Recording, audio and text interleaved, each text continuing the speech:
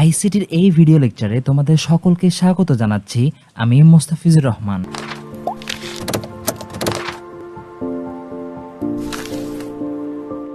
এই ভিডিওতে আমরা রোবোটিক্স ও রোবট সম্পর্কে জানব।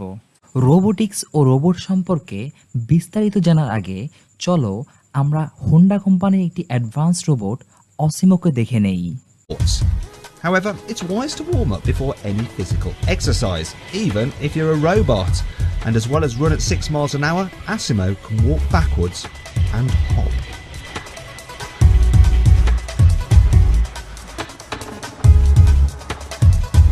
It can also kick a ball, so time for a quick robot versus human penalty shootout.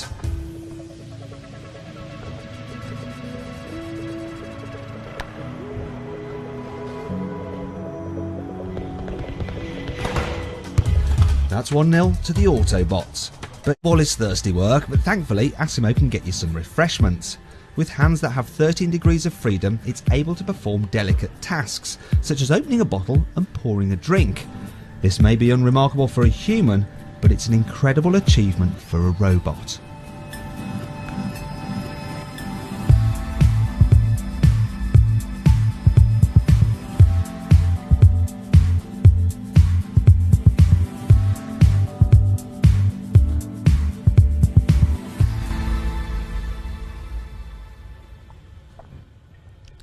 প্রথমে আমরা রোবোটিক্স সম্পর্কে একটু ধারণা নেওয়ার চেষ্টা করি। এরপর রোবট কী জিনিস আমরা সেটা সম্পর্কে জানব। কম্পিউটার বিজ্ঞান ও প্রকৌশলবিদ্যার একটি শাখা হচ্ছে কৃত্রিম বুদ্ধিমত্তা, আর এই কৃত্রিম বুদ্ধিমত্তা ব্যবহারের একটি ক্ষেত্র হচ্ছে রোবোটিক্স। রোবোটিক্সের সংজ্ঞা: রোবোটিক্স হলো রোবট টেকনোলজির একটি শাখা যেখানে রোবটের গঠন, কাজ ও বৈশিষ্ট্য নিয়ে আলোচনা করা হয়। এবার রোবট সম্পর্কে কিছু জানা যাক। রোবট শব্দটার উৎপত্তি রোবোটা শব্দ থেকে, যার অর্থ হলো দাস বা কর্মী। রোবট শব্দটার প্রবক্তা ছিলেন ক্যারেল ক্যাপেক, যিনি বিংশ শতাব্দীর শুরুর দিকে সায়েন্স ফিকশন লেখার জন্য বিখ্যাত ছিলেন। স্ক্রিনে তোমরা ক্যারেল ক্যাপেককে দেখতে পাচ্ছ। ইনি হচ্ছেন জোসেফ এফ এঞ্জেলবার্গার।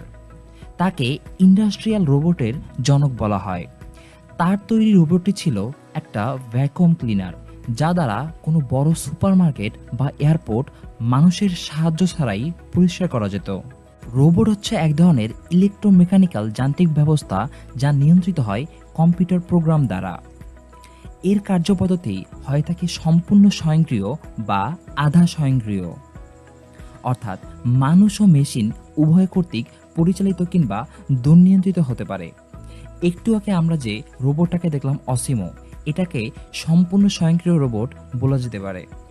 আর চাঁদে বা মঙ্গল গ্রহে যে রোবটগুলো পাঠানো হয় সেগুলো হচ্ছে আধা স্বয়ংক্রিয়, কারণ রিমোট কন্ট্রোল বা দূরনিয়ন্ত্রণের মাধ্যমে ওই রোবটগুলো আসলে পরিচালিত করা হয়। রোবটের বৈশিষ্ট্য: একটা মানুষের কি কি বৈশিষ্ট্য আছে, যেমন আমরা দেখতে পাই, আমাদের টাচ করলে আমরা বুঝতে পারি, আমাদের চলার ক্ষমতা আছে, আমরা কোনো কিছু নিয়ন্ত্রণ করতে পারি এবং আমাদের গন্তব্যের পথ আমরা ঠিক করতে পারি। ঠিক তেমনি একটা রোবটের অনেকগুলো বৈশিষ্ট্য দেওয়ার চেষ্টা করা হয়।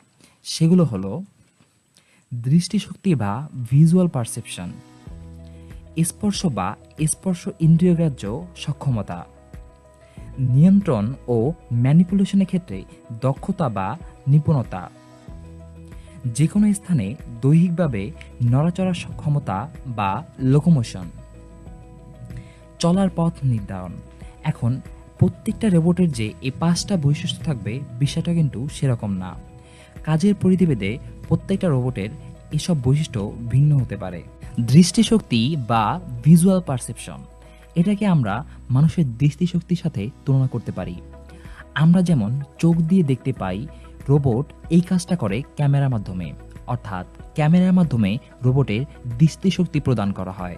স্পর্শ বা স্পর্শ ইন্দ্রিয়গ্রাহ্য সক্ষমতা, আমাদের শরীরে কোথাও টাচ করলে আমরা সেটা বুঝতে পারি। ঠিক তেমনি এই স্পর্শ বৈশিষ্ট্য রোবটে প্রদান করা হয় বিভিন্ন প্রকার সেন্সর ও ইলেকট্রিক সার্কিটের সমন্বয়ে।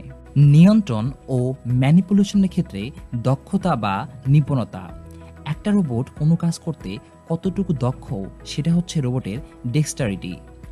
গাড়ির কারখানায় রং করার জন্য রোবট ব্যবহার করা হয়। এখন ওই রং করতে রোবট কতটুকু দক্ষ সেটাই হচ্ছে রোবটের ডেক্সটারিটি। চলার পথ নির্ধারণ করা বা ন্যাভিগেশন। কোনো কোনো রোবটের ক্ষেত্রে আগে থেকেই চলার পথ নির্ধারিত করে দেওয়া হয়, আর কোনো কোনো রোবটের ক্ষেত্রে সেটা নিজের বুদ্ধিমত্তা ব্যবহার করে চলার পথ নির্ধারণ করে। চিত্রে তোমরা যে ছবিটা দেখতে পাচ্ছ সেটা আগে থেকেই চলার পথ নির্ধারণ করে দেওয়া হয়েছে। আর তোমরা অসিমো নামের যে রোবটটা দেখেছিলে সেটা আসলে নিজের বুদ্ধিমত্তা ব্যবহার করে চলার পথ নির্ধারণ করে। এখন আমরা একটা রোবটের দেহে কি কি অংশ থাকে বা একটা রোবট কি কি উপাদান নিয়ে গঠিত হয় সেটা দেখব। যেমন মুভেবল বডি। একটা রোবটের দেহ নড়াচড়া করতে কিংবা এক স্থান থেকে অন্য স্থানে যাওয়ার জন্য যে অংশগুলো কাজ করে সেটাই হচ্ছে মুভেবল বডি। যেমন রোবটের চাকা বা পা। অ্যাকচুয়েটর। অ্যাকচুয়েটর হচ্ছে এমন এক ধরনের মোটর যা যান্ত্রিকভাবে নিয়ন্ত্রণ করা সম্ভব। অ্যাকচুয়েটর বলতে তোমরা শুধুমাত্র মোটরকেও বুঝতে পারো। এখন অ্যাকচুয়েটর আর মুভেবল বডির মধ্যে তোমাদের হয়তো একটু কনফিউশন লাগতে পারে। যেমন পা হচ্ছে মুভেবল বডি, কিন্তু পা নাড়ানোর জন্য ভিতরে যে যান্ত্রিক অংশটুকু কাজ করে সেটাই হচ্ছে অ্যাকচুয়েটর। অ্যাকচুয়েটরকে রোবটের হাত পায়ের পেশিও বলা হয়। আমাদের চলার জন্য যেমন শক্তি দরকার, ঠিক তেমনি রোবটের চলার জন্য শক্তি প্রয়োজন। আর রোবটে এই শক্তি প্রদান করা হয় রিচার্জেবল লেড ব্যাটারি দ্বারা।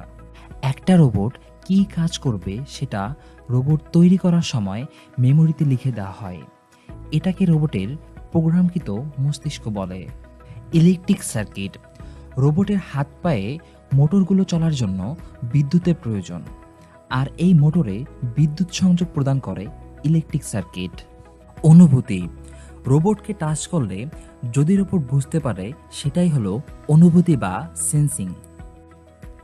এতক্ষণ আমরা একটা রোবটের দেহ কি কি উপাদান নিয়ে তৈরি সেগুলো সম্পর্কে জানলাম। এখন আমরা রোবোটিক্সের ব্যবহার সম্পর্কে দেখব। ম্যানুফ্যাকচারিংয়ে রোবোটিক্সের গুরুত্ব অপরিসীম।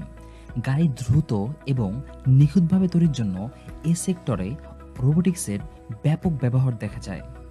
মানুষের জন্য যেসব কাজ বিপজ্জনক, যেমন বিস্ফোরক নিষ্ক্রিয়করণ, ডুবে যাওয়া জাহাজের অনুসন্ধান এবং খনির মধ্যে কাজ করার জন্য রোবট ব্যবহার করা হয়।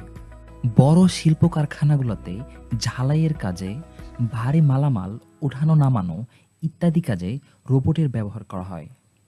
এছাড়া কোনো যন্ত্র পুঙ্খানুপুঙ্খভাবে পরীক্ষার কাজে, মেইল ডেলিভারির কাজে, ঝুঁকিপূর্ণ কাজে, পুলিশের সাহায্যকারী হিসেবে, নিরাপত্তার কাজে, সামরিক ক্ষেত্রে, ঘরোয়া কাজে, চিকিৎসায় এবং মহাকাশ গবেষণায় আমরা রোবটের অনেক ব্যবহার দেখতে পাই। আশা করি রোবট ও রোবোটিক্সের এই সংক্ষিপ্ত আলোচনা তোমাদের ভালো লেগেছে। সবাইকে পরবর্তী ভিডিও দেখার আমন্ত্রণ রইল।